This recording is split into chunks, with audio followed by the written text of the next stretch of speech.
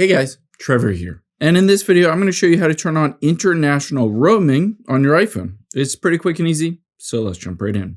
Now, the first thing that you want to make sure is that international roaming is turned on with your carrier. There's two parts to this. One is your iPhone and the other is your carrier. In my case, I have AT&T, so I just typed in AT&T and they call it International Day Pass. You can see for $12 a day, you can get an International Day Pass, or for $20 a day if you're on a cruise. And you can see all the destinations, what you get, unlimited wireless talk and text, and high-speed data. So essentially, you're first just going to go to your carrier and make sure you sign up for something like an international plan or an international day plan. However, you're also going to change some things in the settings. So let's open up the settings app on your phone. And you can see here midway down is cellular. Let's just tap on that. And the first thing that you want to do under cell data options or cell data is cell data options. And you can see roaming is currently off.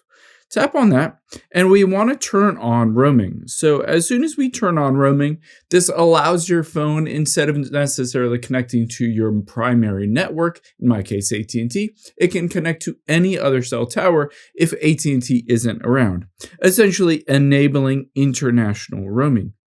Now on here, voice and data, I would switch this to auto. And then data mode, again, just switch this to standard and let it automatically decide what to use when. After you've done that, there are a couple other helpful things. Let's go back out of here and let's scroll down. You can see here is my eSIM.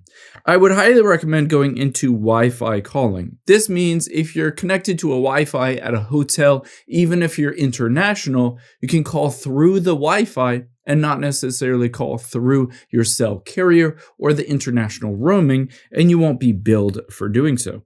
So I would recommend turning this on. When you do turn it on, it might ask you for an emergency address. This is essentially because when you call somewhere through Wi-Fi, they won't necessarily know where you're calling if you're calling 911 or an emergency, so you might need to enter in that address.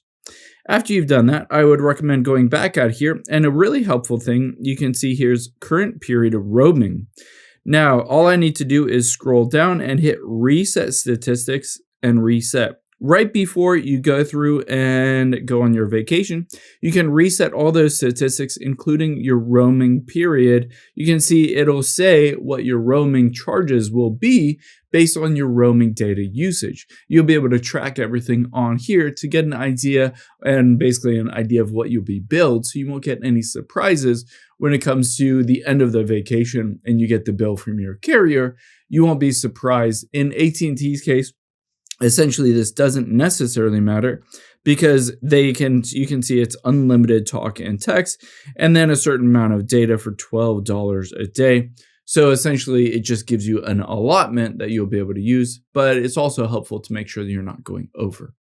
I hope this helps. If it did, hit the subscribe button down below and leave a comment if you still have any questions. Thanks, guys.